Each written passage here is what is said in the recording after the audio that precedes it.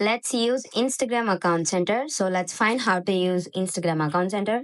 You can go to your profile, tap on profile, top three lines, and you could find Account Center over the top. You can tap on there. Here, you can see the profiles, which all your profiles will be linked in the meta. And here you could see Instagram and Facebook. You can add accounts here, or otherwise you can sync your profile info here by tapping on this. Here, that will be synced to both of your profiles. And if you get back, and you can scroll all the way to find accounts. Here you can remove whatever account you want, and you can add accounts here.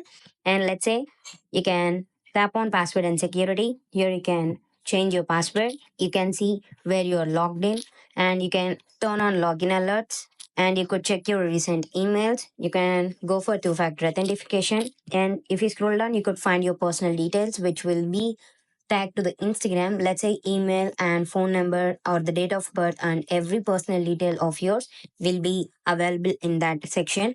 If you tap on your permission informations, here you could access your information. You can download that, or otherwise you can go for search history. And even here you could find the meta verified and the meta devices. This is how you can use Instagram Account Center. Thank you.